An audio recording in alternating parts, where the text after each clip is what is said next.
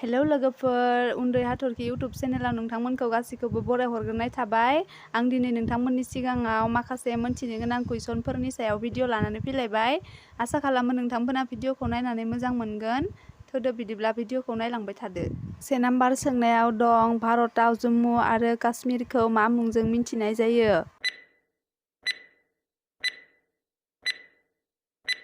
बिनि फिननाया जादों भारतनि सोरगो। 2 नाम्बार सोंनायाव दं, भारतनि बबे थावनिखौ पिंक सिटि होनना बुंनाय जायो? अप्शन ए आव दं काश्मीर, बि आव दं जयपुर, सि आव दं हायद्राबाद, डि आव दं पान्जाब।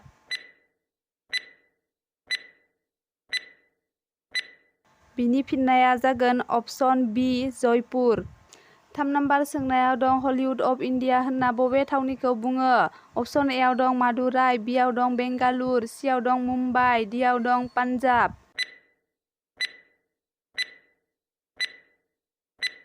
बिनि फिननाया जागोन अप्शन सि मुम्बाइ। 4 नाम्बार सोंनायाव दं, भारतआव 3 आगस्तखौ मा सान फालिनाय जायो? अप्शन ए आव दं हादरारि बिसुखे सान, बि आव दं भारतारि उदांस्रि सान, सि आव दं फोरोंगिरि सान, डि आव दं बिफा सान। बिनि फिननाया जागोन अप्शन ए हादरारि बिसुखे सान।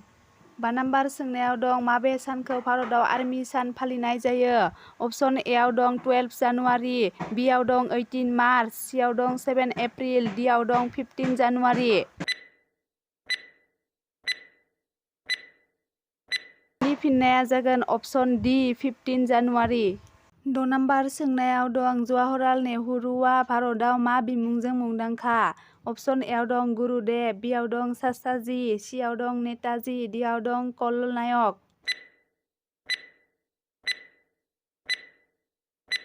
बिनि फिननाया जागोन अप्शन बि चाचाजी। 7 नाम्बार सोंनायाव दं, बृन्दाबना भारतआव मा मुंजों मुंदांखा?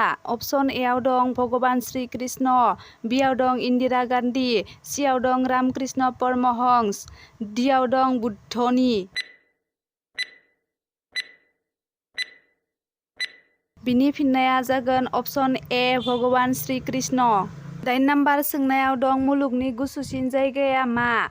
अप्शन ए आव दं रासिया, बि आव दं चाइना, सि आव दं रुसिया, डि आव दं एन्टार्कटिका।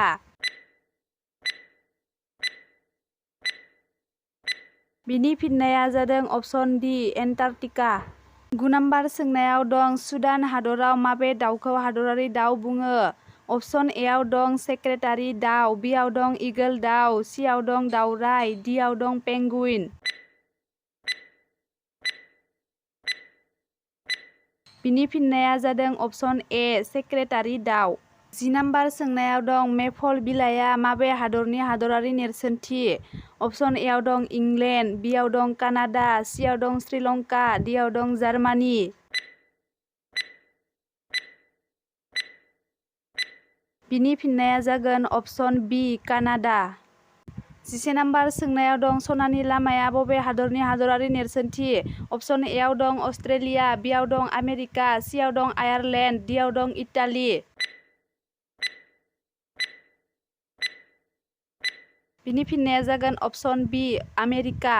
12 नाम्बार सोंनायाव दं, बाइसाइकेलनि टायारखौ सोर दिहुनदोंमोन? अप्शन ए आव दं जन बयड डानलप, बि आव दं उइलियाम स्टक, सि आव दं माइकेल फेराडे, डि आव दं एलिशा उटिस। बिनि फिननाया जागोन अप्शन ए जन बयड डानलप। 13 नाम्बार सोंनायाव दं, पलिय' ड्रपखौ सोर दिहुनदोंमोन? अप्शन ए आव दं फांक, बि आव दं रबार्ट हुक, सि आव दं जनास इ सल्क, डि आव दं लुइस पेस्चुर।